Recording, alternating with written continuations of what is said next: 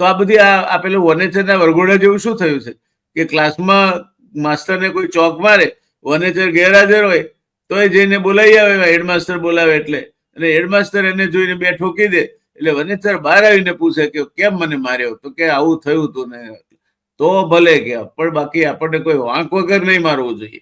એટલે આપણે તો વનેચરની માફક અડબોથો જ ખાવાની છે. શું કેવું છે આપને? બિલકુલ સાહેબ, અને એનું કારણ એ છે કે જે કહેવાતા બૌદ્ધિકો, કહેવાતા અર્થશાસ્ત્રીઓ, કહેવાતા વિશ્લેષકો, એ બધા જે છે ને એ ગોળ મટોળ વાતો કરીને જનતાને ભેરવી દે છે.